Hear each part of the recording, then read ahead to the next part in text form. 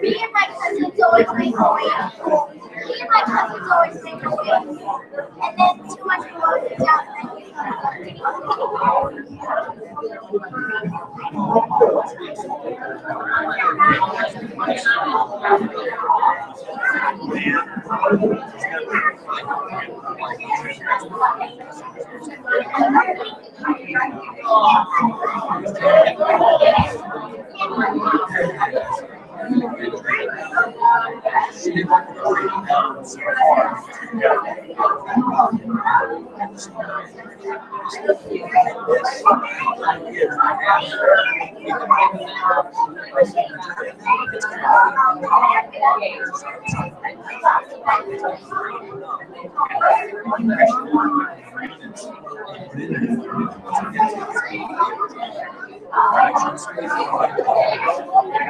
Yeah, you can buy them.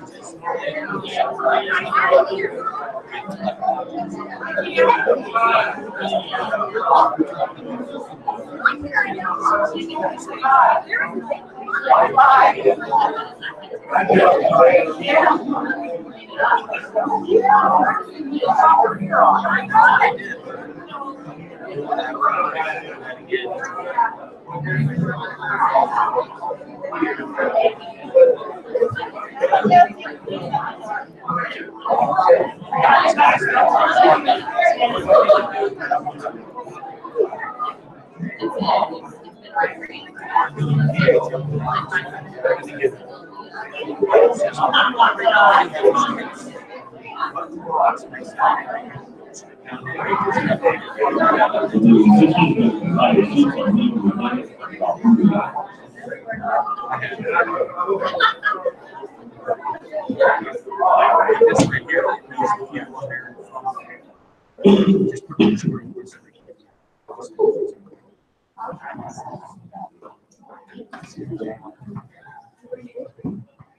to begin our meeting this evening, we'd like to stand and sing song number 27. For the giving of God's Son, sing for Romans 8:19. And then Brother Greg Crawford will open that song number 27.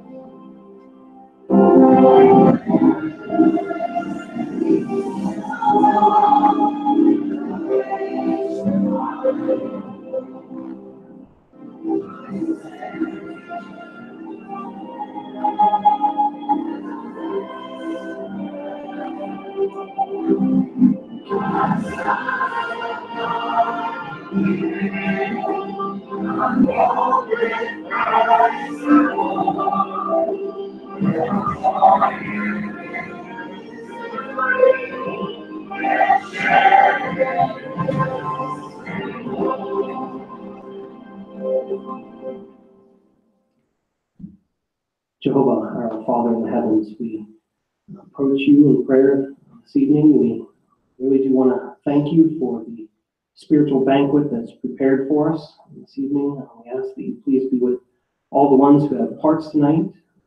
Help them to relay this information in a clear and understanding way. And we ask that you please help all of us in attendance to have a listening ear and receptive hearts so that we can make the best use out of this information. We love you dearly. We thank you for the preaching work, and we ask that you please bless our efforts in doing that as well.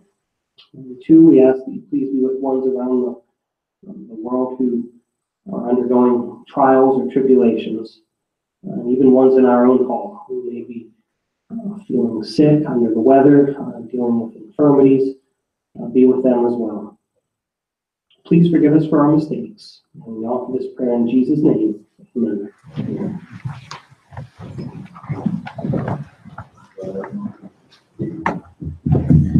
Glad everyone could be with us this evening for our Christian Life Ministry meeting. What do we have in store tonight? Well, in our Treasures from God's Word, our first part there, we're going to enjoy not one, but two videos as we look at the books of Zephaniah and Haggai. And as we go through this part, see if there's some things you can see that we can do in order to be concealed in the day of Jehovah's anger. In our Apply Yourself to the Field Ministry, we're going to enjoy some sample presentations tonight. Hopefully we'll be able to put those into use in the Field Ministry this month. And then in our Living as Christians portion, Brother Barkley is going to help us with the review of our recent circuit assembly, so we'll look forward to that as well.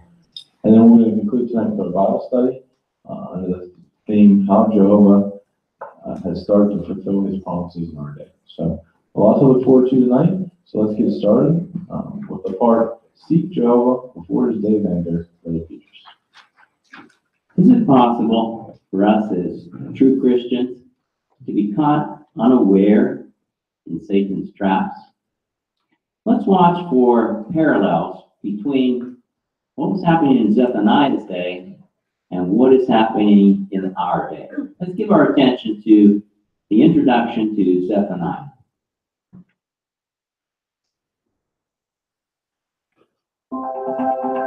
An introduction to the book of Zephaniah. Zephaniah was a prophet of Jehovah in Judah, and he wrote the book bearing his name. He prophesied early in the reign of faithful King Josiah. He completed his book before the year 648 BCE, some years before Nahum and Habakkuk wrote their books, and over 40 years before the destruction of Jerusalem in 607 BCE. The book of Zephaniah contains 3 chapters. Chapter 1 warns the people of Judah that Jehovah's day of judgment is approaching quickly. The people are focusing on material wealth, worshiping false gods, and assuming that Jehovah will not intervene in their affairs. In chapter 2, the people are urged to seek Jehovah. They should trust in God and live by his righteous standards. Did you know? Zephaniah's efforts bore fruit. Young King Josiah carried out a campaign against false worship to rid the nation of idolatry and to restore true worship at the temple. Chapter 2 conveys a message of doom against the surrounding nations of Philistia, Ammon, Moab, Ethiopia, and Assyria.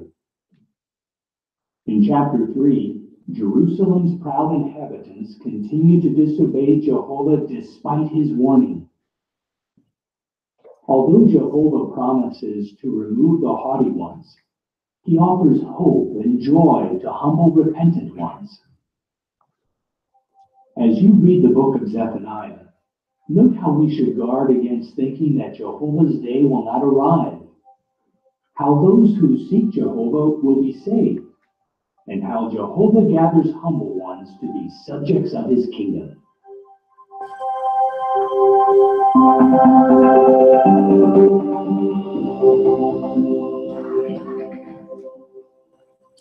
So, as it was in the day that Zephaniah was prophesying, really, so it is today. There's a showdown coming. There was a showdown coming back then, and there's a showdown today with Jehovah. So here's what we can think about. Just because we are dedicated and baptized, does that mean that's all that is needed? No. Zephaniah points out 3 specific requirements that we must fulfill in order to seek Jehovah before his day of anger. We find these in Zephaniah chapter 2 and verses 2 and 3.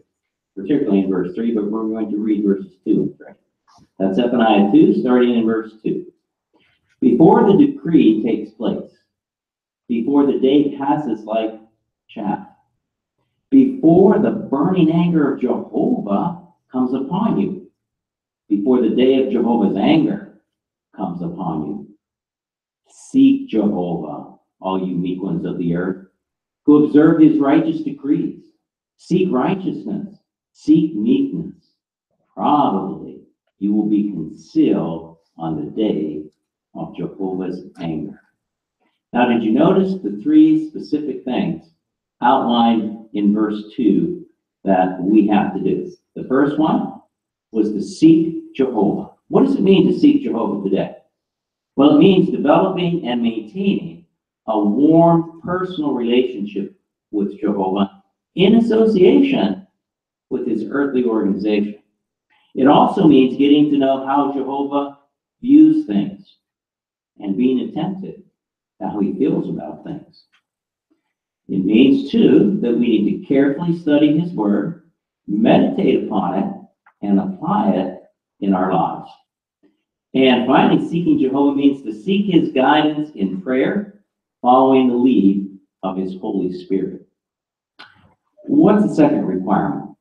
Well, Zephaniah said that we need to seek righteousness. Well, Jehovah really said it through Zephaniah. And what does it mean to seek righteousness?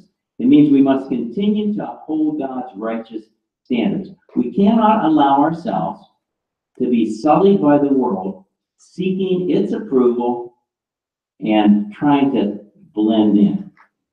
Instead, we have to be imitators of God, cultivating what it says in Ephesians, the new personality according to God's will in true righteousness and loyalty.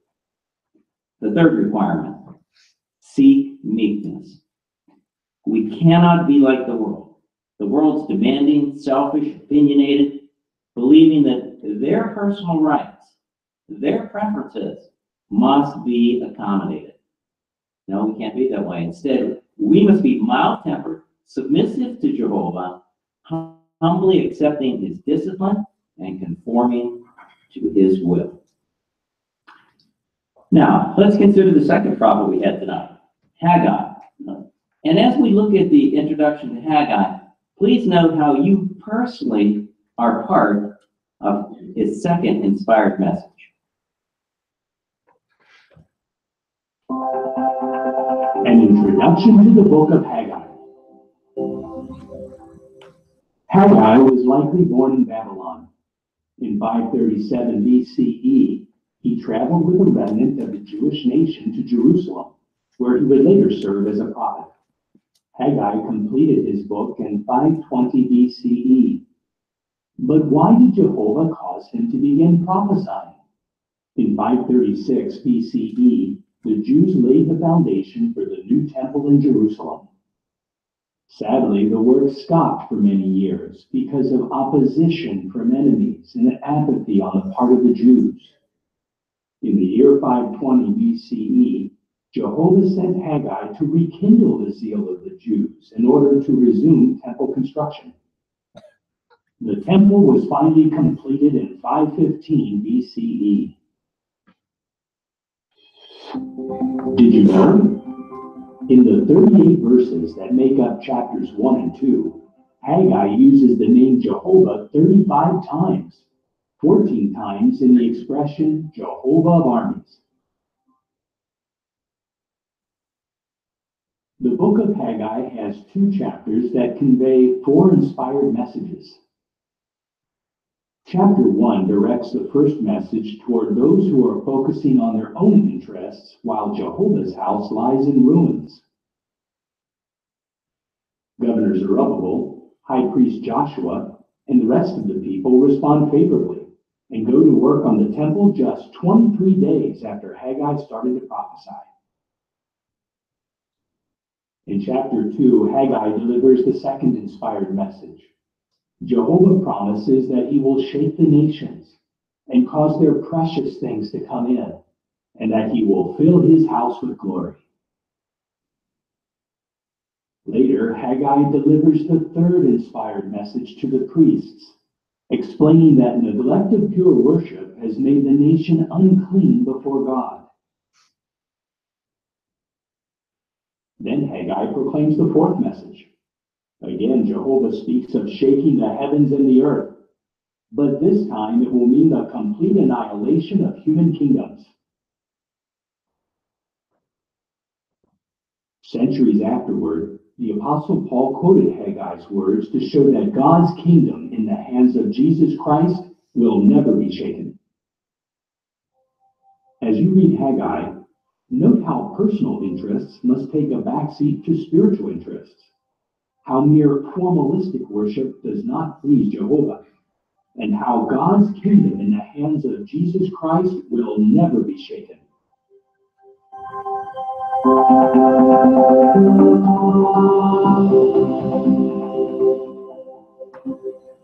So did you see how you were personally mentioned in that second inspired message as the precious things of the nations that are shaken out?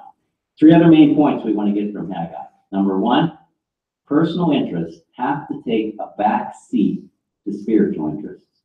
Number 2, formalistic worship, just going through the motions, does not please Jehovah.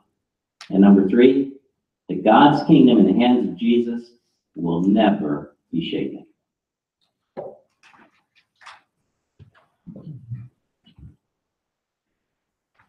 Thank you, Brother Petrus. This covers those two books for us this evening. Now we're going to look to our spiritual gems part, and Brother Ed Staines is going to take care of that for us tonight.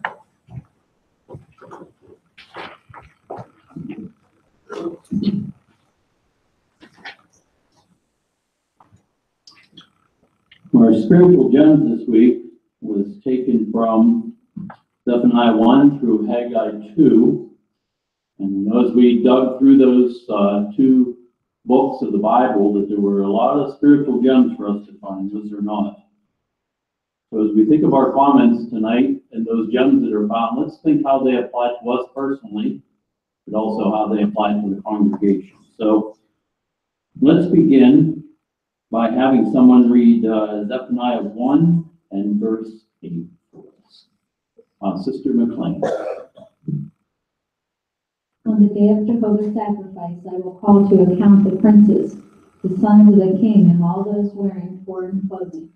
All right, very good. Thank you for that reading. Now, our question is, what warning do we find in this verse? Let's see. Sister Gallagher.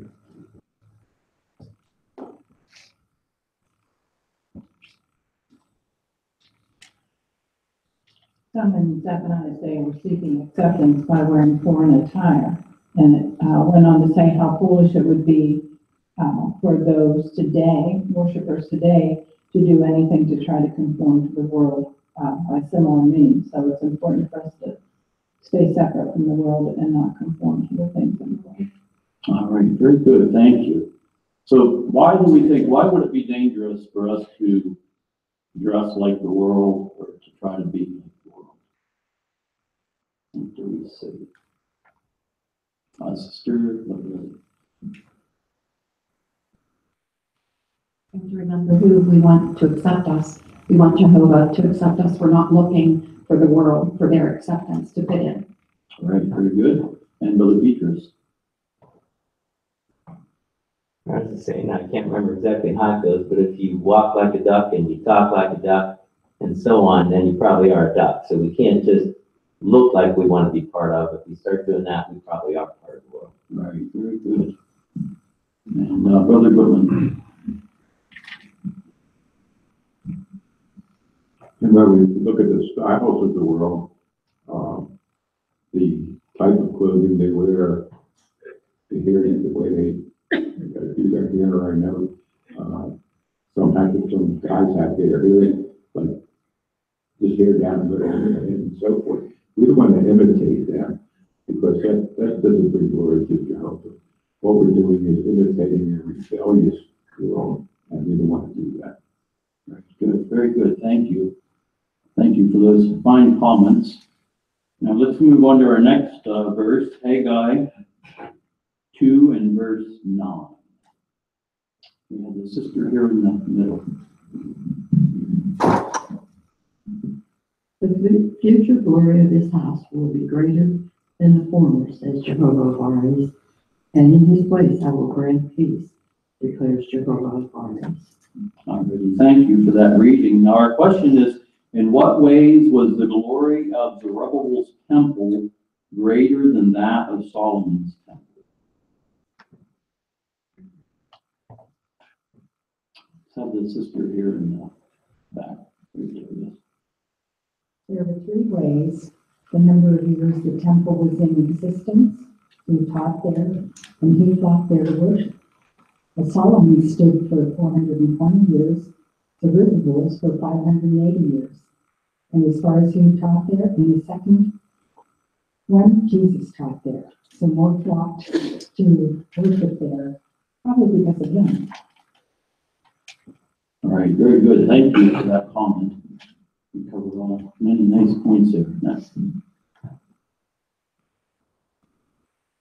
Anything else are you seeing with that?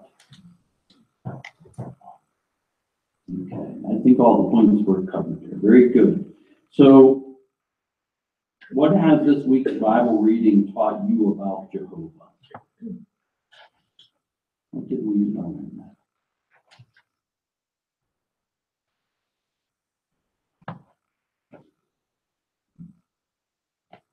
Sister Brown?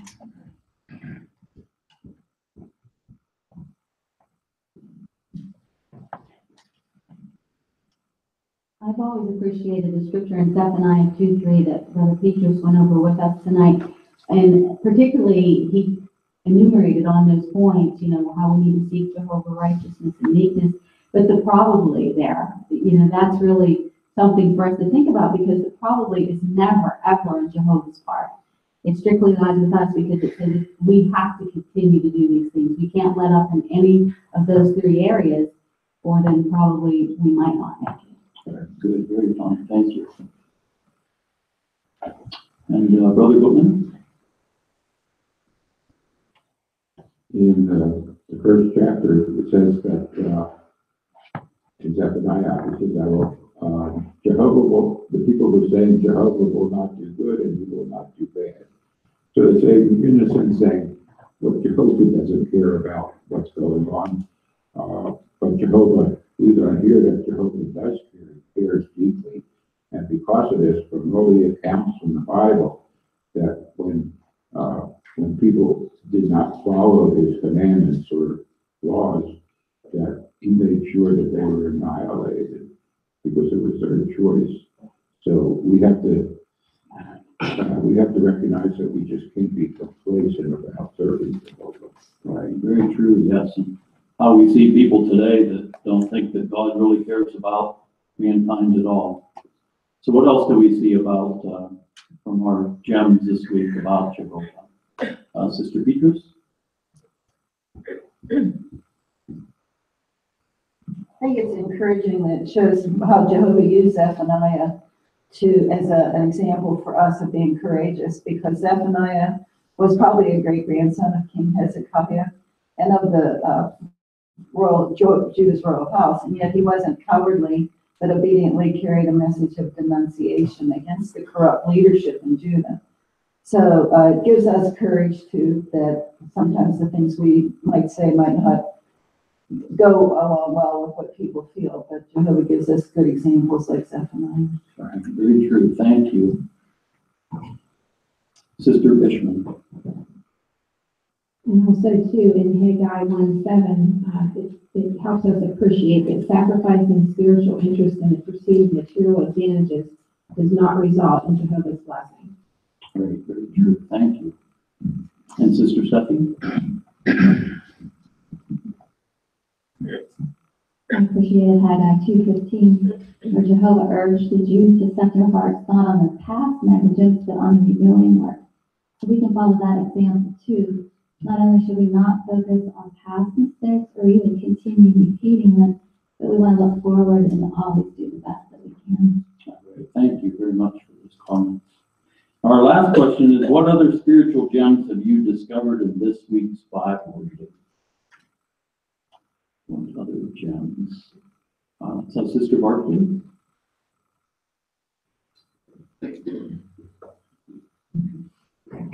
In Zephaniah 1:12-5 and 16, Jehovah kept sending his prophets to warn his people of his judicial decisions, even though many Jews weren't interested in the message. And as Jehovah's great day nears, instead of allowing the attitude of people to cause our hands to drop down in slackness, we need to keep on declaring the kingdom message without let up. Very fine, thank you. Brother Barkley? I appreciated a point in Zephaniah 2, and actually in verse 2. In chapter 2, verse 3, that's a very familiar scripture. But when we look at the verse before, in chapter 2, it stresses the word before 4 times. And so I was just thinking, it's so easy to want to do the right thing whenever there's like something bad standing us right in the face and things get really, really bad and we're almost scared. But the point here is we really want to do things before the time of the end is here so that we can build up our faith. And so when we see these things, then we will be like that. Very good, thank you. And one last, Sister Holman? Zephaniah 1:18 brings out, it says, neither their silver nor their gold we'll be able to save them in the day of Jehovah's fury. So how foolish it would be to spend our entire life storing up riches in this system, because it's, I think there's another scripture, I think somewhere, maybe Zechariah, says that they'll be throwing their money into the streets anyway. Right, very true. Well, thank you everyone for your hard work and the spiritual gems that you found for our benefit this week.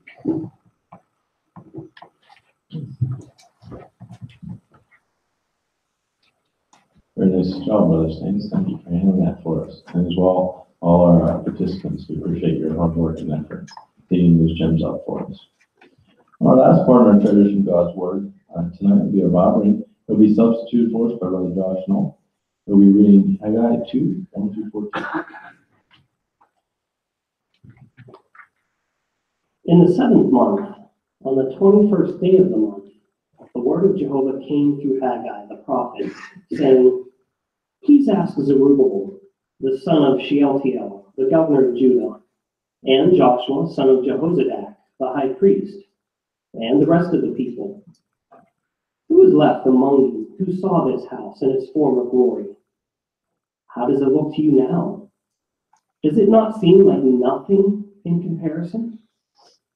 But now be strong, Zerubbabel, declares Jehovah, and be strong, Joshua, son of Jehozadak, the high priest, and be strong, all you people of the land, declares Jehovah, and work.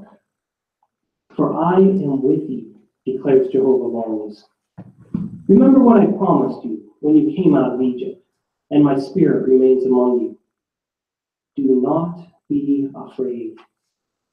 For this is what Jehovah of armies says.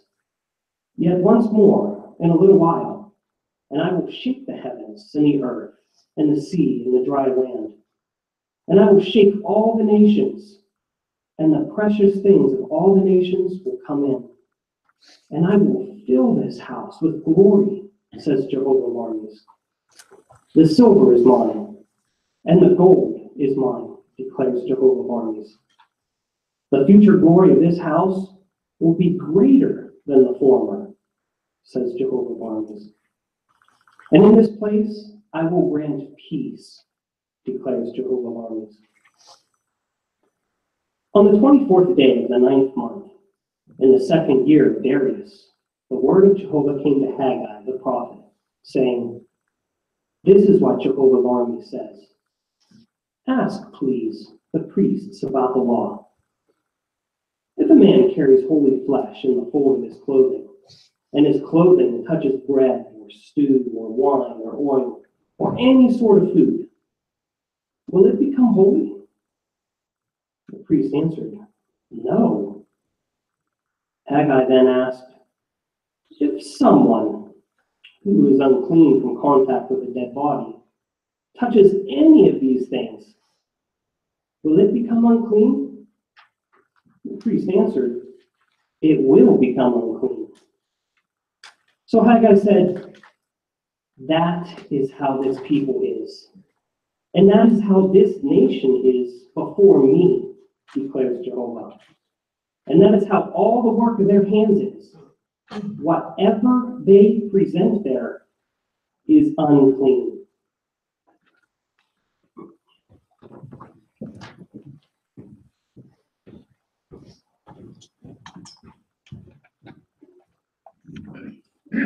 Very nice, Brother Knoll. Thank you for handling that substitution for us tonight. I know you didn't have a point of counsel you're working on. I could have picked any of the first 4 you counted, did them all great. Accurate reading, words clearly spoken, correct pronunciation, fluent delivery. You kind of nailed all those. But maybe the most important was probably correct pronunciation, especially for this reading tonight, because you had a bunch of names in there. If you had butchered those names, we'd be more focused on that than your reading. You didn't do that. You did a great job, especially considering you had 20 minutes to prepare. So thank you for doing that, Brother Knoll. Good work. All right, so now let's go into our apply yourself to the field ministry portion of the meeting tonight. And to do that, we're going to have Brother Brad Walter, and he's going to help us prepare this month's presentations.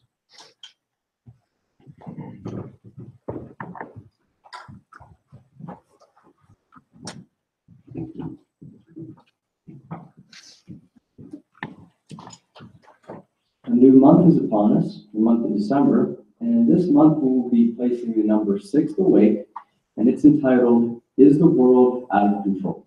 A very timely topic. Now, at last week's meeting, we mentioned that the magazine would also be the offer for the month for December as well. And if you notice in tonight's workbook, we're directed not to leave this at Nodder homes. We want to place this with people that we directly speak with. We actually want to get it into their hands. So on to our demonstrations. Our first video is on the cover article, and pay close attention to how personal interest was shown in order to place this magazine. Many feel that our world is spinning out of control. Do you ever feel that way? Yes, every time I watch the news. Why do you think conditions have become so bad? I really don't know. The Bible tells us one reason at Jeremiah 10:23.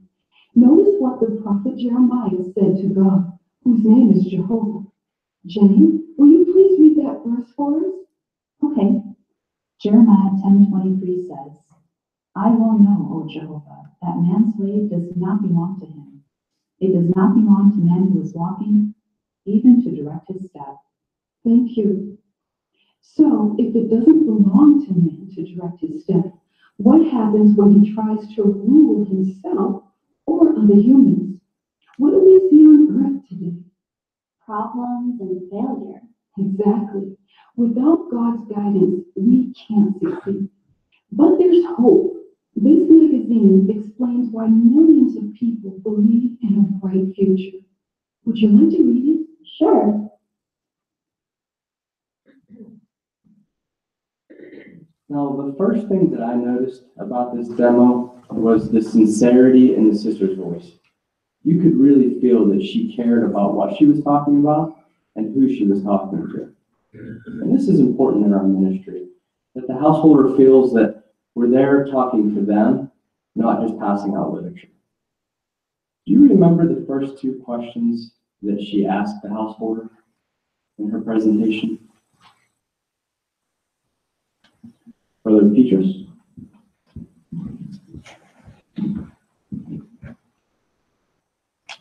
I think the first one was, a lot of people feel the world is spinning out of control. Is that what you feel? Yes, that's exactly right. And those questions are open-ended questions, and they allow the householder to express themselves. Now, why would that be important for us to ask them questions like this? Brother Walter? We immediately begin to see what is on a householder's mind. Yes, that's exactly right. And Brother Fishman? We'd be engaging them in a conversation, so it would make them feel a part of things and they would be more apt to listen. Yes. Okay. Sister Walter? It also helps us to know where we're going to steer our discussion. So if she had asked her that first question and said, do you feel that the world is spinning out of control? And she said no, then that's drastically going to change the course of the conversation. Yes, that's exactly right. Now, the next key point is what happened after the scripture was read. Now, rather than assuming that she understood what the verse said, she explained it by reiterating the verse. She said, so if it doesn't belong to man to direct his step, what happens when he tries to rule himself or other humans? And this engages them to think about what the verse said and other things. And then she directed the question to her. So what do we see on earth today? So this really drives home to make sure that we understand, they understand it as well. Now, helping the householder reason on these scriptures, and she was also helping her reason on the scriptures because she knows that the world is out of control. So was her whole presentation doom and gloom? No. What did she say at the end of her presentation the magazine would give her? Sister Petrus?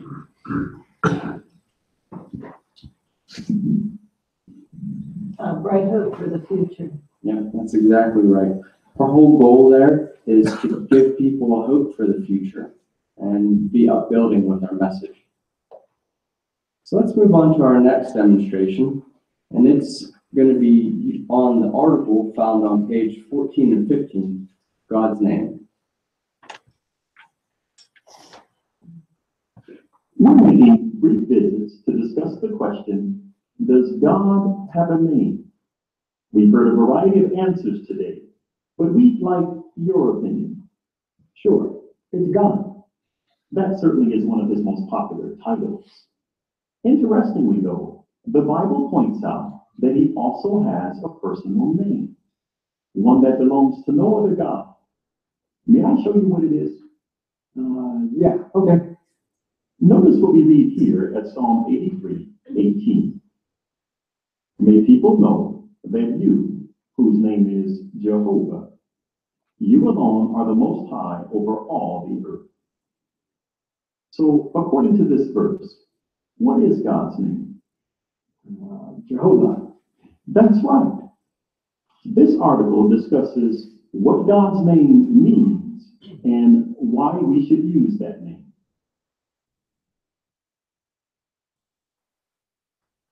So here again, we have an example of how personal interest was shown. What did he say in his introduction to show personal interest?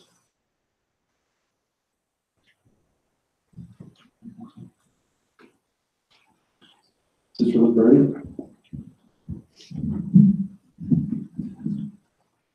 So they had been asking individuals if they thought that God had a name, and then when he said we've been getting a variety of answers, but our concern is, what do you feel? So he immediately got connected to the conversation. Yeah, exactly. That's exactly what I heard too. And even though the householder wasn't right with his opinion, he acknowledged his answer. And then he directed him on to what the Bible had to say. And you could tell that it wasn't the brother's thoughts, but it was what the Bible had to say. Now, why is that important that we practice that? Brother Goodman? Whenever we show something from the Bible, it holds a lot more weight than if we just say something. It was a very short scripture. The man obviously didn't have a lot of time because he looked at his watch first, but he was able to read that scripture to him, and then he asked him the question, what does that say God's name was? Yep, that's exactly right. And we want to make sure that God gets all the glory for what we do and what we say. So then after, like Brother Goodman said, after reading the verse, he made sure that he got the point, that he understood it. And this is a very helpful teaching technique that we can use to make sure that we understand the householder is understanding what we're talking and teaching to them. Now let's go on to our last video, teaching the truth. That's so sad about Karen's brother passing away. I know, it's a shame. He was so young. Do you think there will ever be an end to death? An end to death? What do you mean? Well, the Bible speaks of death as an enemy that God's kingdom will eliminate. Notice what it says here at 1 Corinthians 15:26. The last enemy, death, is to be brought to nothing. So what do you think about that verse? I've never heard that before. God's will is for us to live forever in perfect conditions here on earth. On our next break, I'd like to tell you more about how we can see our dead loved ones again. Sounds good. I'm curious. So what was the setting for this video? Sister Newton? Looks like a break room at work. Yes, exactly right. And many of us can use this example. Now, when she struck up this conversation, she used a current event or the death of a person they knew to find a common ground and strike up this conversation. Then she went on to ask a question to pique the coworker's interest. Now, after reading the verse, which she asked a very simple question, what do you think about this verse? Now that can bring on a lot of conversation just by asking that one simple question. And she kept it very brief though, because of being at work. She kept it very brief and ended the conversation with another question. Do you see a pattern here? She asked a lot of questions. And why is this a useful technique? Other things? If you ask the questions, then you get them involved in the conversation, but you're also finding out how they feel about what you're telling them, and then you know how to proceed to go further. Yes, that's exactly right. And she also ended her conversation with a question. And this can also help us to keep the interest peaked from conversation to conversation, from break to break. So watch these videos again and use the sample presentations found in our workbook to change it and make your own style of teaching. And we can make the best out of the offer for December.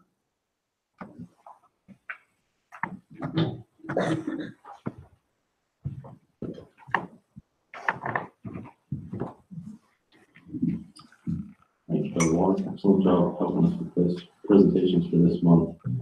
Well, that'll bring this portion of the meeting to a conclusion. Before we get into our Living as Christians section, please, if you can, stand. We're going to sing song number 23.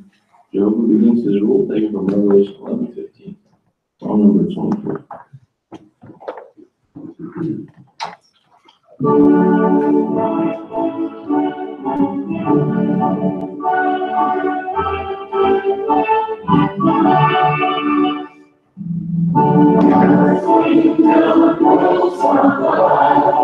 All praise to Son of God. Christ reigns in Zion, the chief cornerstone. Let us all lift up our voice, sing to our God and rejoice. Christ, Lord Savior, has been raised on His throne. Lord, will you bring down God's kingdom, triumphal truth and righteousness, and bring what else to rule God's kingdom, eternal life and happiness. Praise Him now, so sovereign, holy, Son, and faithful man. Christ, now in power is here, and Armageddon is near. Satan's own system will soon pass away. Now is the season to preach, and there are yet to reach. Time for the victory, take breath and win today. What will you bring to Jehovah's kingdom? Triumphal truth and righteousness, and bring what else to Jehovah's kingdom? Eternal life and happiness. Praise Him ever so sovereign, holy, Son, and faithful man. All reigning ruler in Christ, all mercy is in our eyes. We run to God's name, we bow to our King. Enter the printed gate, God's favor is now supplicate. Soon dawns the day, bring people's over everything. What will you bring, Jehovah's kingdom? Triumphal truth and righteousness, and bring what else Eternal life, happiness, grace and some suffering, glory, suffering,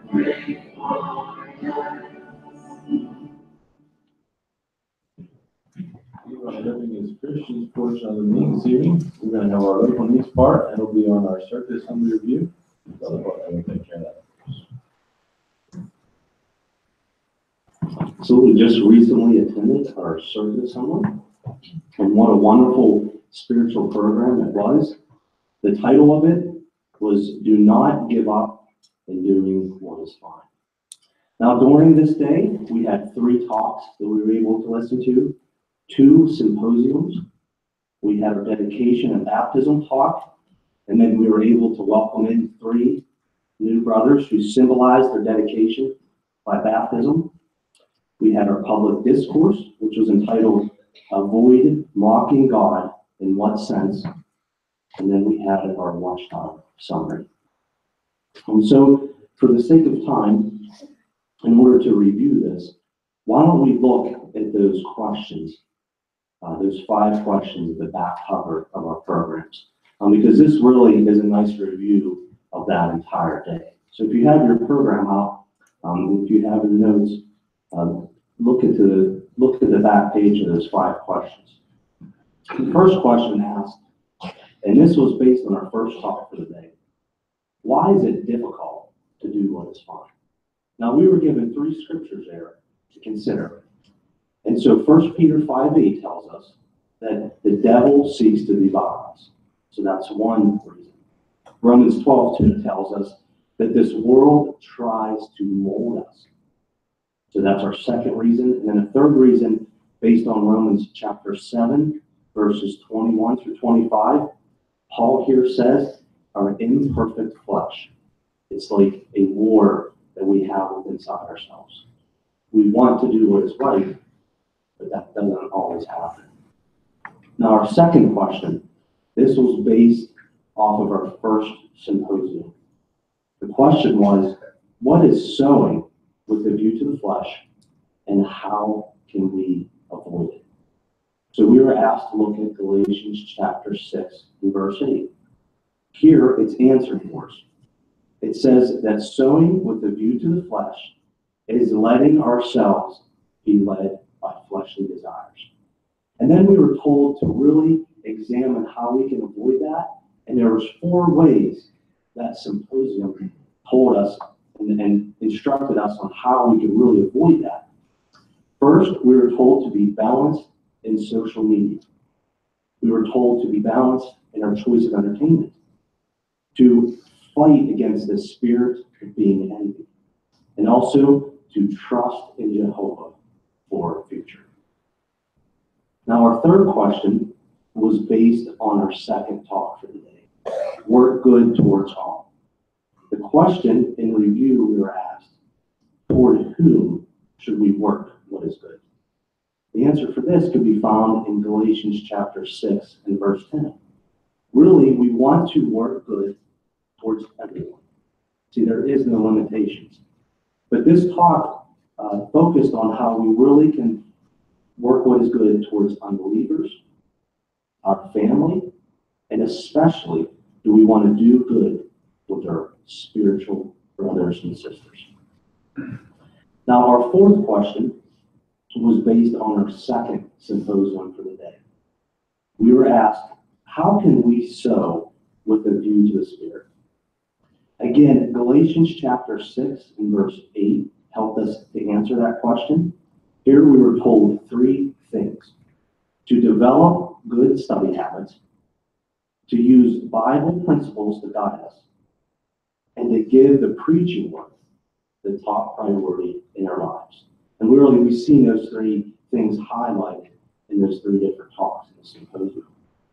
And then finally, our 5th question was based on our last talk for that wonderful day.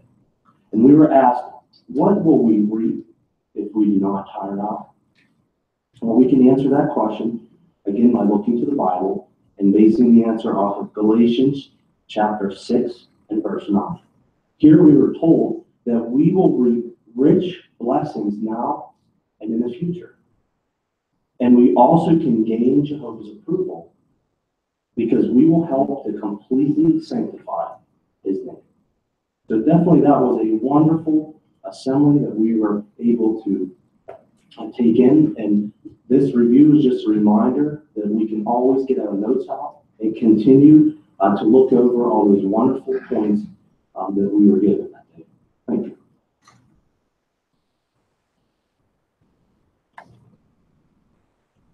Thank you, Brother Barkley, helping us remember some of those points from our Sunday assembly that we may have forgotten. Really appreciate that. Good job. All right, so now we'll have our part of the pure language, promotes peace and unity. Brother Tim Steffi will handle that. Tonight we're going to speak about language. You know, some governments today require people that are applying for citizenship to speak the language of the country. And even after their citizenship, they may have to work on it for years before they master it. They may be quick to learn about the rules of grammar, but it takes time to learn how to pronounce the words correctly. It's similar today with God's kingdom, and that requires its citizens to learn what the Bible calls the pure language. This is found in Zephaniah 3:9. If I could get a reader for that, that's Zephaniah 3:9. Sister Reisman. For then I will change the language of the peoples to a pure language, so that all of them may call on the name of Jehovah to serve him shoulder to shoulder. Thank you. So what is this pure language? Well, it's the truth about Jehovah and his purposes found in the Bible. And we speak the pure language when our conduct is in line with his laws and principles. Citizens of the kingdom may learn the basic Bible teachings quickly and get baptized. But does it stop there? No, we know it doesn't. After baptism, we must continue to speak the pure language better and better. Well, how can we do this? Well, we all need to close the gap between this, what we know about Bible principles and what we practice. Now we'll look at our video to see how former enemies became friends, and we'll see how they learn the pure language.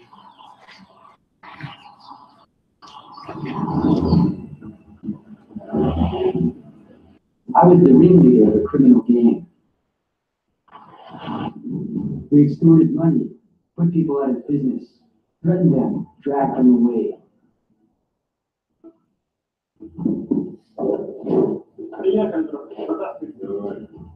And they would hand over everything. People were afraid of me, and I liked it that way. I never forgave anybody. If someone wronged me, I would say, throw a stone at me, I'll bury you in a mountain of rocks. In 1993, I was working for the police. They assigned me to gather information about a gang whose leader was Vladimir Arkhov. One time, when committing a crime, they caught me at the scene.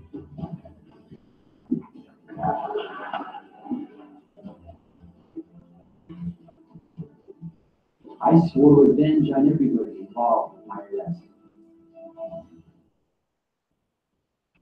During interrogations, I did everything to humiliate Vladimir and tried to break him.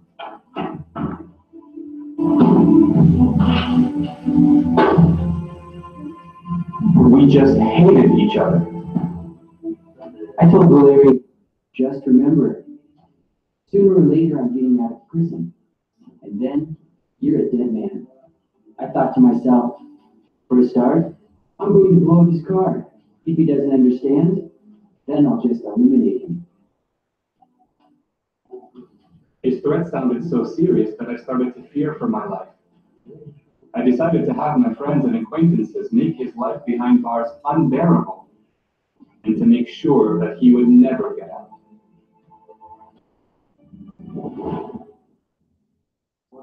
I saw that one of my cellmates had a pocket New Testament. I asked him if I could read it.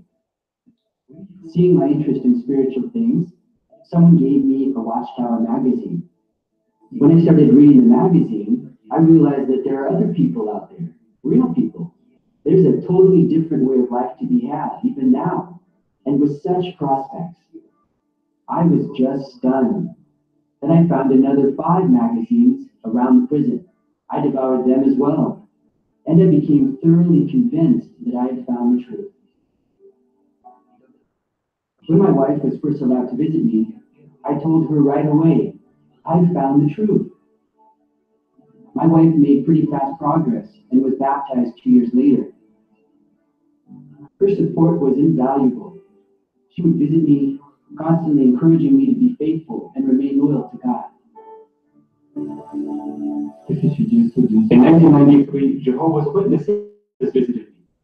I agreed to a Bible study, but the truth didn't touch my heart. One time, Jehovah's Witnesses invited me to a gathering, and there they told me that Vladimir Alkov, that criminal, was about to get baptized and become one of Jehovah's Witnesses. I was cut to the heart. When I got home, I burst into tears. I realized that I had to make spiritual progress, because if he, in his circumstances, could do it, then I could do it. That very moment, I prayed for the first time in my life. I was released in October of 1997. After I was released, the brothers organized a gathering. They invited me to this gathering. I remember that as I was approaching the place, I suddenly realized this is where I once conducted a search. And then Valerie walks into the room. We just hugged each other and burst into tears. And I saw in his eyes a completely different look, not like before. It was a kind look. It brought tears to my eyes. It was like a big weight was lifted from my chest. My brother, we begged one another for forgiveness. On the 23rd of November, 1997, I was baptized together in the same pool as my new friend Valerie. We really became the best of friends. And now we serve as elders in the same congregation. My wife and I often talk about what would have happened to us if we had not started to study the Bible. Probably we wouldn't even be alive by now. We kept our family together. Even better, we now have a spiritual family in the Christian congregation. And my former enemy is now my brother and best friend. More importantly, we've developed a close relationship with Jehovah. Only God is able to change the thinking of such bitter enemies as Vlad and I were. And I eagerly look forward to the day when everything that divides people will be gone forever.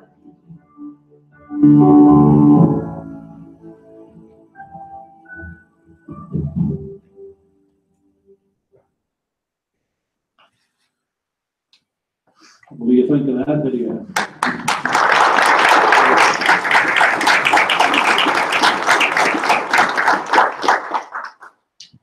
Well, who did Ladina, or how did Ladina find the truth?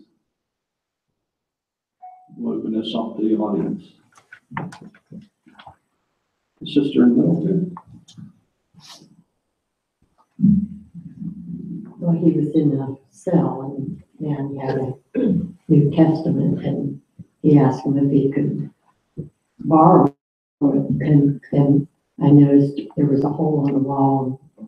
He was getting Watchtowers in there, and he got to read the Watchtower, and he was convinced, which is a lot like myself, from the first Watchtower, I was convinced I had the truth. There's power in Jehovah's Word, isn't there? Very good. Thank you for that. And who did Valerie give credit for making it possible for him and Valdina to become friends. Brother Burkle. Jehovah. Very good. Yes, you did. And that's exactly who you should give credit to in that case. And what else did we learn from this video?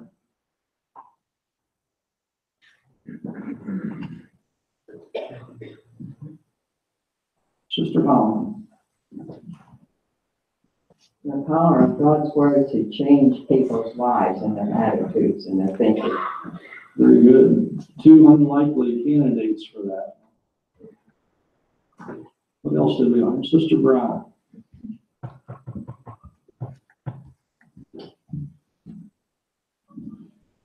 Even as something as simple as encouraging family members, you know, his wife was there for him. She encouraged him to keep going. She had the Live Forever book there for him. So, you know, just keep encouraging one another. Sometimes maybe it's something seems impossible, but with the words of encouragement, you know, that might just be what's needed to get somebody through something. Very good. Jehovah's, man cannot do this. It's not possible for man. It's only Jehovah that can draw us to him. And so we need to continue to keep speaking the pure language and promote peace and unity among each other. Thank you for all your comments.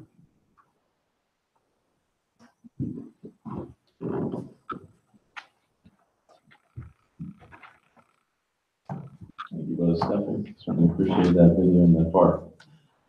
Now we're on to our congregation Bible study tonight, and we'll be looking in our King of Romans book, chapter 22, paragraph 8 to 16. Brother Walter will lead us in that discussion.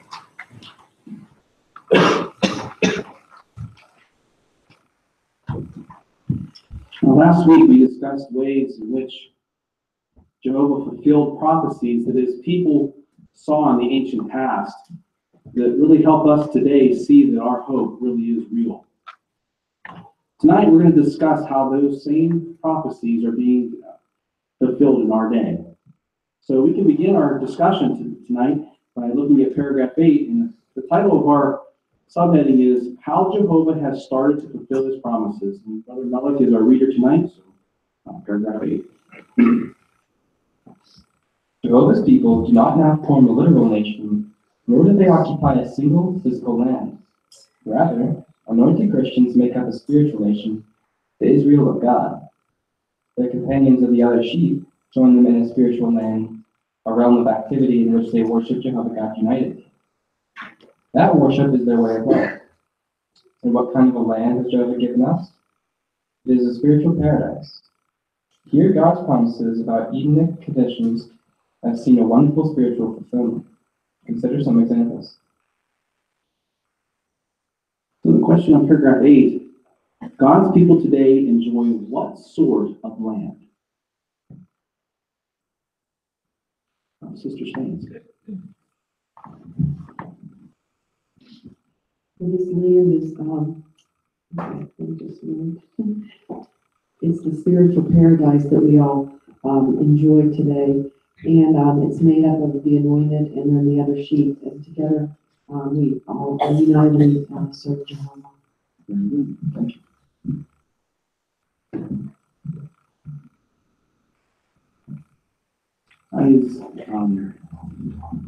Sister in the middle, sorry.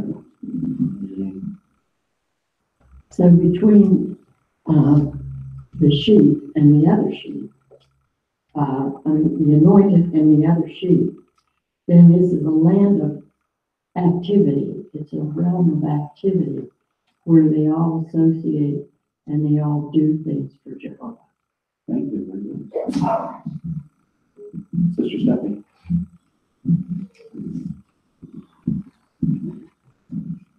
And we know Jehovah's people are all over the world, so we know it's not a literal nation or even a single physical land.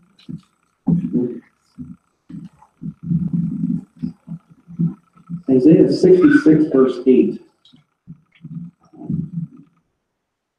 I know what that was helping to bring out for us.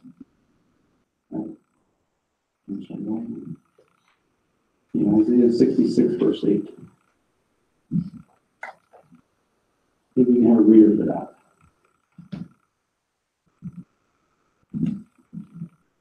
Brother Jones?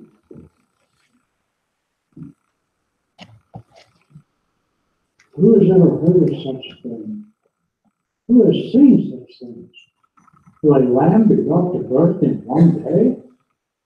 Will a nation be born all at once? Yet as soon as Zion went into labor, she gave birth to her sons. So what is that helping us to appreciate about our spiritual paradise?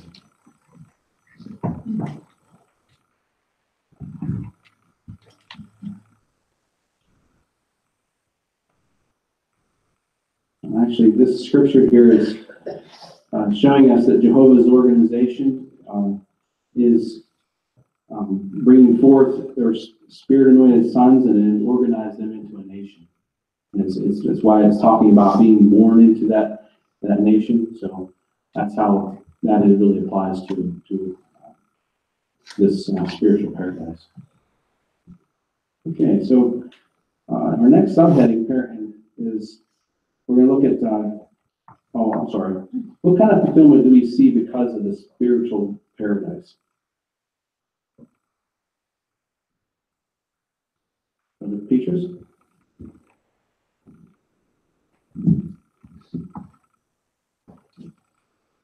Well, it's a spiritual fulfillment, and it talks about God's promises about Edenic conditions being fulfilled. And that really is when you think about it, because, we tend to think of Eden and we think of the physical things.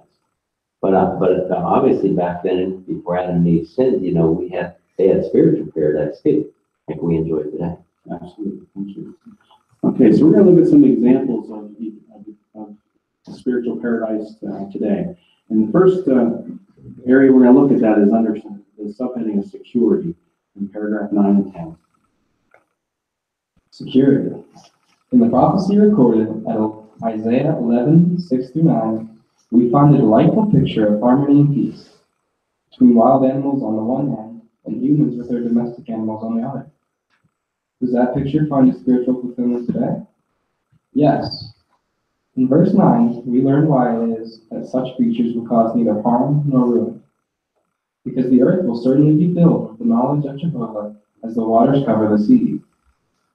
Does knowledge of Jehovah change the behavior of animals? No.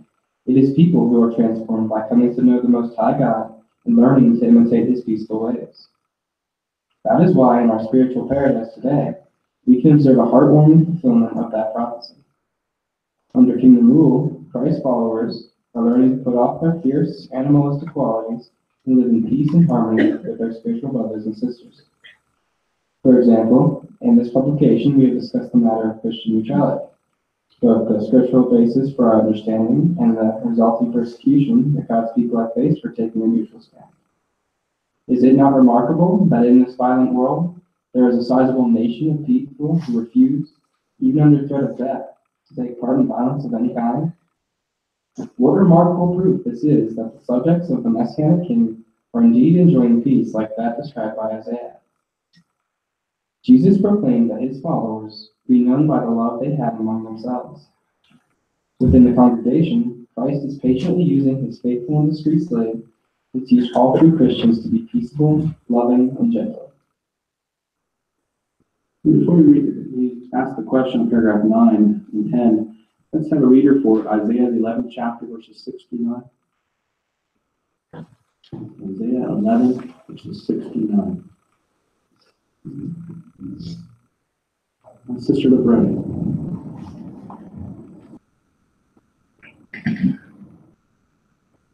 The wolf will reside for a while with the lamb, and with the young goat the leopard will lie down, and the calf and the lion and the fattened animal will all be together, and a little boy will lead them.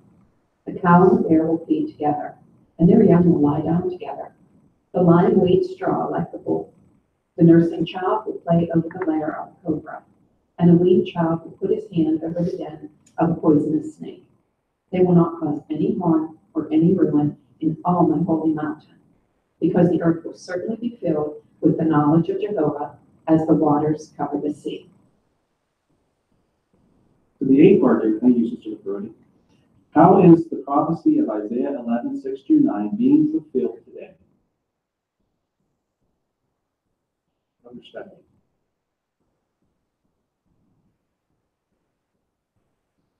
It talks about animals, but they're talking about animalistic qualities about people and how we can live in peace and harmony with our spiritual brothers and sisters.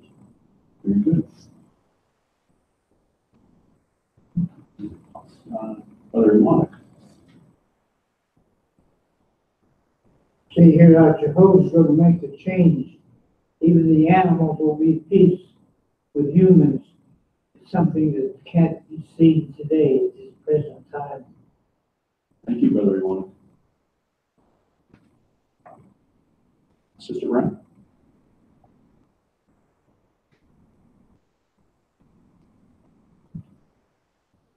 So we had that very well demonstrated in our video tonight, how these animalistic, that one brother, he's the brother now, wanted to kill the other brother. So how fierce he was, and he was just determined to do him in or do him harm. So we can see when they come to a knowledge of Jehovah, that's all changed by that, coming to know and love Jehovah. They can just become as peaceful animals instead of the man-eaters.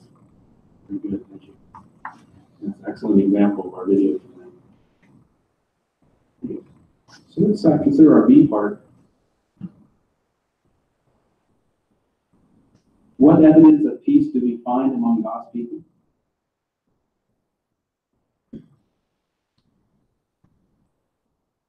Sister Petrus?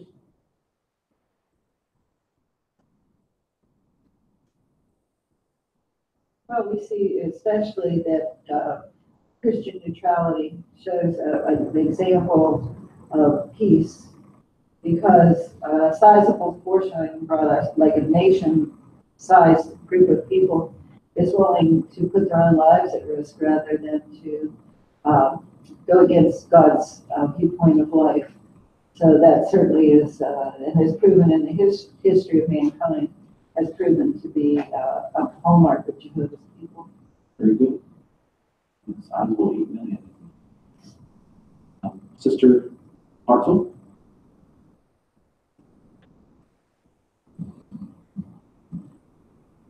I was thinking when I read this too about how many assemblies and conventions we go to, and it's so peaceful and everybody gets along, and people are really amazed at how everybody can, no matter who they are, gets along and there's no problems. Yes, very good example. Very good one.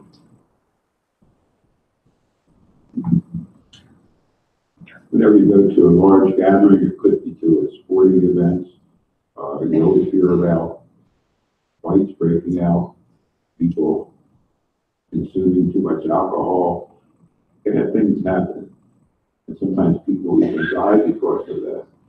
But in John 13:34 and 35, it tells us that would not happen among us, Jehovah's people, because we are identified by the love that we have with one another. So when we gather together at large conventions, there's nothing possible. Very good. Thank you. And so how are Jehovah's people being taught to be peaceful? Sister McBrody.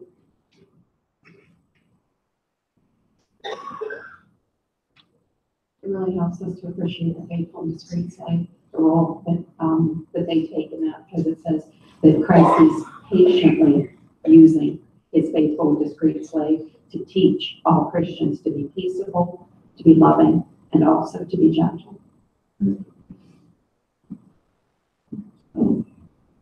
Certainly, Jehovah's people do have a reputation of this, and that's because of what they're taught, isn't it? All right, so we're going to look at our next subheading in paragraph 11 and 12, abundance. Abundance. The world suffers from spiritual famine. The Bible warned, "Look, the days are coming, declares the sovereign Lord of Jehovah, when I will send a famine into the land, not a famine for bread, or a thirst for water, but for hearing the words of Jehovah." Do the citizens of God's kingdom suffer famine too? Jehovah foretold the following contrast between his people and his enemies. My servants will eat, but you will go hungry. Look, my servants will drink, but you will go thirsty. Look, my servants will rejoice, but you will suffer shame. Have you observed the fulfillment of those words? Spiritual provisions flow to us like an ever-broadening and ever-deepening river. Our Bible-based publications, as well as recordings and videos, our meetings and conventions, and the material published on our website, together amount to an ongoing flood tide of spiritual sustenance in this spiritually starving world. Are you not thrilled to see the fulfillment of Jehovah's promises of abundance in your daily life? Do you make sure that you feed regularly at Jehovah's table? 11 and 12, what kind of famine afflicts today's world? Yet how has Jehovah provided abundantly for his people? Mr. Gallagher.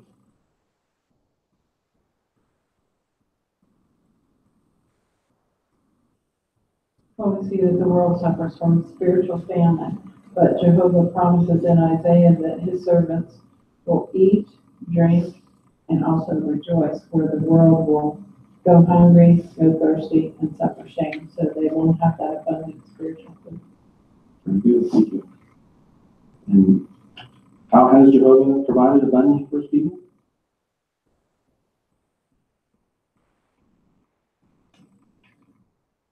Sister Ishka.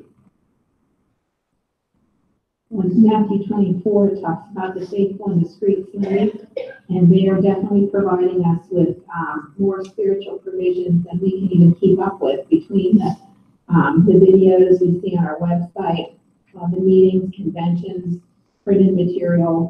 It's mentioned in a paragraph that it's an ongoing flood tide of spiritual sustenance in a spiritually starving world. Yes, Sister Staines. Thank you, Sister Ishka.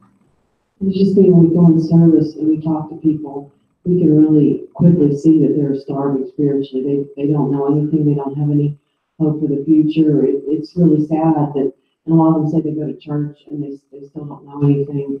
But we have such an abundance, and it really should make us appreciate how Jehovah does feed us spiritually. Yeah, very good. Most of our children know what God's name is. They don't. Something simple as that. There is a family. But they're not. And so I like the last question there at the end of the paragraph. Do you make sure that you feed regularly at Jehovah's table? Very good. Good self-examination question. Sister Brown.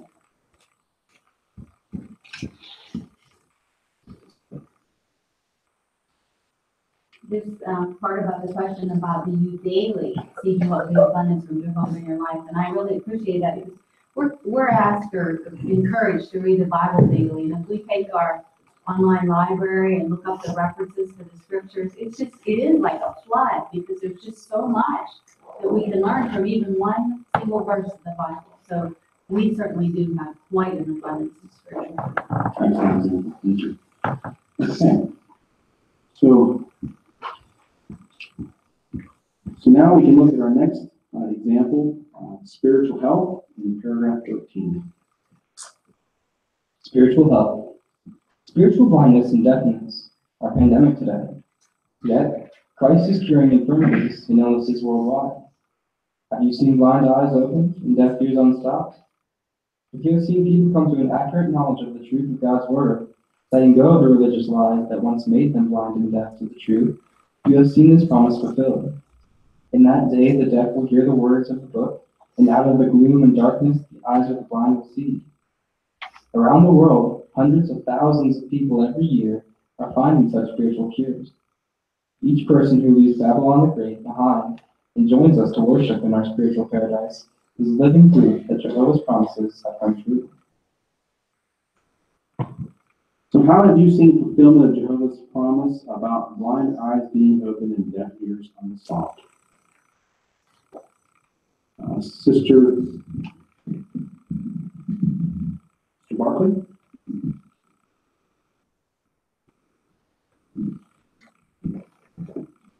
Isaiah 29:18 is fulfilled when the ones who have been living in spiritual blindness and deafness under false religion join pure worship, and can finally see the truth and hear the words of Jehovah. That's very good. Those things. We get to see how true this is when we talk to people out in the ministry, and it's just so basic to us, and we can read scriptures to them, and it's almost like their ears are closed and their eyes, they can't see. But then when we do teach somebody the truth and their eyes are opened and they can hear that truth, boy, how happy it makes us, and we can see more and more people. Their eyes, they can see and they can hear the truth, and there's more people coming into Jehovah's. Yes, this certainly does bring us happiness, doesn't it? All right. So then, how much evidence are we seeing today that of people being cured of their spiritual blindness?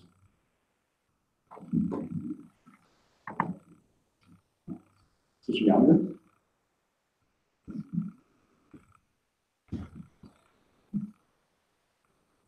It's helping us to appreciate that hundreds of thousands of people every year find such spiritual cures. So it's many, many new ones coming into the truth and learning these truths and not having to be in spiritual blindness. Yes, it's not a nice little case. Okay. Sister Petrus? Plus, we saw this last year, over 10 million Bible studies being conducted too. So that's just an estimate of how many people are really coming to get this spiritual healing. There's many, many people today. All right. So let's move on into paragraph 14, because we're going to look at how taking note of these provisions can benefit us today. Each chapter of this book contains powerful evidence that Christ has brought his followers into a genuine spiritual paradise in this time of the end. Let us keep meditating on the many ways in which we are being blessed in that paradise today. As we do, our faith in Jehovah's promises for the future will continue to grow stronger. So meditating on what evidence will strengthen our faith? Sister Barkley? We should meditate on the ways we are being blessed in that genuine spiritual paradise today. Yes, we should. Thank you. When we meditate on these blessings, what will help our faith will grow and why? Sister Gallup? The promises that Jehovah gives for the future will continue to grow stronger and stronger. Yes, they will. And certainly we have much to look forward to just by meditating on these things, thinking of them, and knowing that Jehovah does care about us and he wants to continue to feed us and protect us. All right, so then let's take a look at our next subheading and let your kingdom come, paragraph 15. Jehovah's purpose has long been to make the earth a global paradise. He placed Adam and Eve in a paradise garden, and he gave them the command to fill the earth with their offspring and to take care of all of its creatures. Instead, Adam and Eve followed Satan into rebellion and plunged all their offspring into imperfection, sin, and death. Yet, God's purpose never changed. Once spoken, his words always find complete fulfillment. We may be sure then that the descendants of Adam and Eve will fill this earth and subdue it, taking loving care of Jehovah's creations in a global paradise. At that time, the prophecies originally given to the Jewish exiles about life in paradisiac conditions will reach their ultimate fulfillment. Consider the following examples. Okay, so before we ask the question on paragraph 15, is there a reader for Isaiah 55, verse 10 and 11? Sister Marshall? For just as the rain and the snow pour down from heaven and do not return there until they saturate the earth, making it produce and sprout, giving seed to the sower and bread to the eater, so my word that goes out of my mouth will be. It will not return to me without results, but it will certainly accomplish whatever is my delight, and it will have sure success in what I send it to do. So 15, why may, thank you, Sister Marshall, why may we be sure that the earth will become a paradise? Brother Howard. That scripture that we just read there in Isaiah 55, 10, and 11 shows us that Jehovah will never go back on his word. And he originally wanted the earth to be a paradise, and even though Adam and Eve sinned, and we all imperfect, the earth will be a paradise in due time. Very good. Okay. Sister, can we have your name, please? Lucas. Thank you. Just as we talked about before, he said about his servants won't go hungry, or they won't go thirsty. And this is part of that fulfillment is the fact that when he says something, whatever comes out of his mouth goes forth and gets accomplished exactly what he wants done. So when we read this, it says it will accomplish whatever is my delight. And his delight was to have people living peacefully on the earth and worshiping him. And who then will have a part in fulfilling Jehovah's purpose to fill the earth?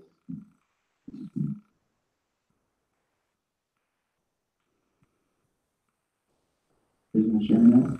Sister LaBretta?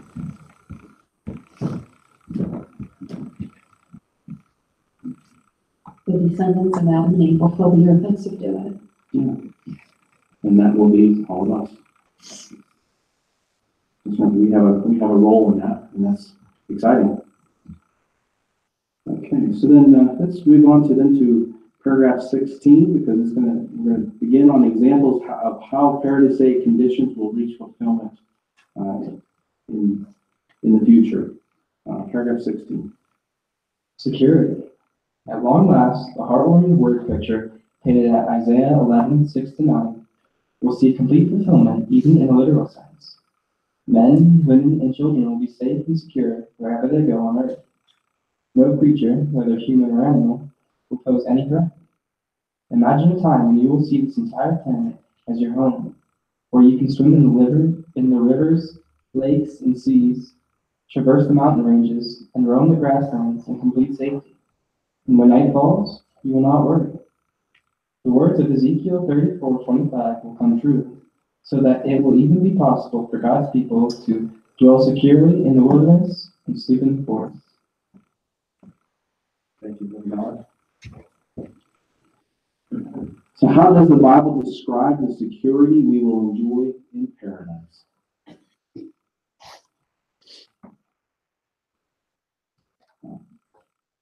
Brother Juan.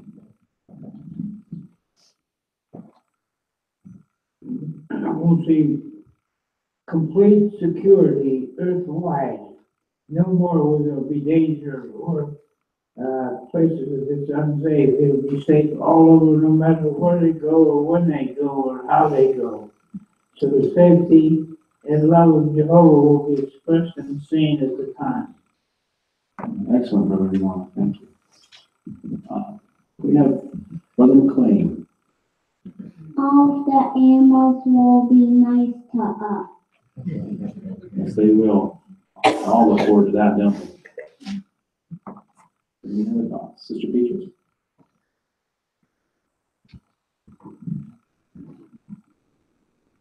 And I like got there too, it says when night falls, you will not worry. You know, it doesn't matter if you live in the city or in the country, you hesitate to go out alone by yourself at night, walk on the street or something. So it'll be just a time you go out and look at the stars and really enjoy it tonight. Yes, I would certainly be a welcome sight on that. Okay, so let's take a look at a few review questions for our lesson tonight. What are some areas where we have seen Edenic promises that will have fulfillment in our day? Maybe there were 3 of them.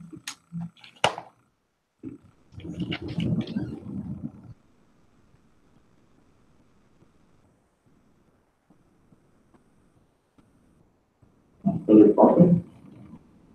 security, abundance, and spiritual health. Yes, that's right.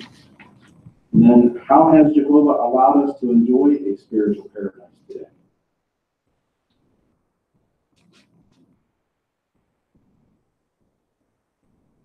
Brother Petrus?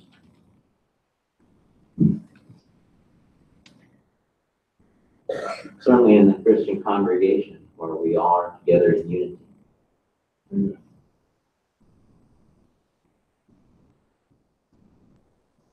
How about a good one? And all of Jehovah's people worldwide come under the oversight of the faithful discreet slaves, which are giving us a direction that comes from Jesus and Jehovah. Yes, that certainly does give us a very nice spiritual paradise that we can. But thank you very much for your comments, brothers and sisters.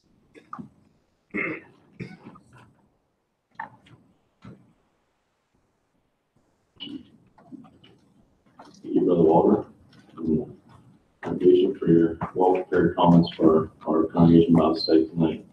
Well, that concludes our meeting this evening. What did we learn? What are we going to take away from tonight? Well, did you catch in our Treasures from God's Word portion tonight some of the things we could do in order to be concealed in the day of Jehovah's anger? Two things there. First was maintain a personal relationship with Jehovah, uphold his righteous standards, and then submit to his will, and also accept discipline. In our applying ourselves to the field ministry, we appreciate every month those nice sample presentations we get. But that's just what they are, they're samples. So hopefully we can take some of the best parts of each one of those presentations and maybe tailor it to our needs, what we like. And hopefully get to use those this month on the ministry of December. So what about next week? What are we looking forward to next week? Well, we're going to have the part, take firm hold of the robe of Jude. That's going to be our introduction to the book of Zechariah. And then our students, we're going to have our Bible reading, will be Brother Jim Beer. Our initial call, Sister Isabella Knoll, and she'll be assisted by Sister Candace Knoll. And our return visit will be Sister Colette Haddon. She'll be helped by Emma Barkley. And our Bible study will be Sister Margie Staines, and Karen Nowicki will be assisting her. Before we do conclude, we have a couple announcements tonight. First off, Linda Wannick, she's in Premier Armstrong, which is the old Armstrong County Health Center, and she's in room 213. And also, Sister Wanda Nolf is at home now. She'll be happy to have cards, phone calls, and visits when able. So before visiting, please call to make sure it's a good time. Then we have two more letters, because you haven't heard enough of my voice yet. Dear brothers, beginning the week of December 18, 2017, the book Jesus, the Way, the Truth, the Life will be considered in the Congregation Bible Study. At the start of each study, the conductor will have all the assigned paragraphs read by the assigned reader. And then the conductor will ask the review questions, allowing for application of the material. As time permits, the conductor will have some or all of the scripture passages at the beginning of the chapter read by members of the congregation or by the assigned reader. The conductor may assign certain verses or roles to members of the congregation in advance, or choose to have the audio recordings played if they're available in the language of the congregation. In connection with those passages, the conductor may ask auxiliary questions to highlight points for personal application. We encourage all to prepare well and participate fully in the study. Please accept an expression of our warm Christian love to your brother's Christian congregation of Jehovah's Witnesses. One more. Donations in support of Kingdom Interest Worldwide.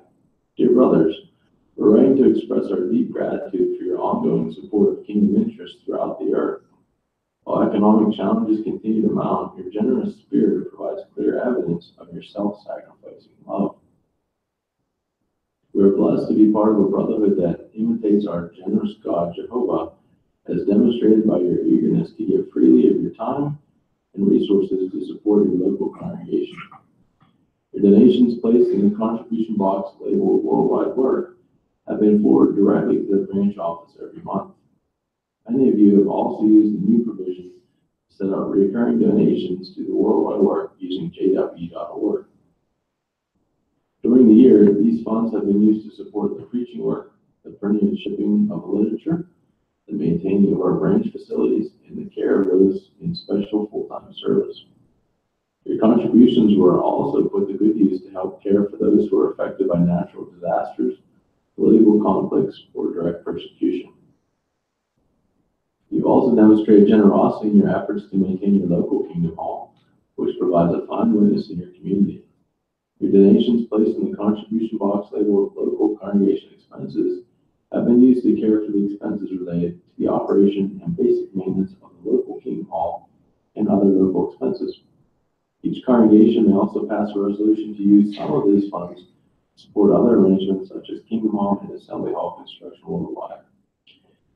As we look ahead, we're confident that Jehovah will continue to provide his servants with spiritual abundance. Your loving support of the activities of God's kingdom surely continues to bring pleasure to Jehovah, giving him another reply to St. Suspicious Taunts. It's our prayer that Jehovah continues to bless your generosity in supporting human interests.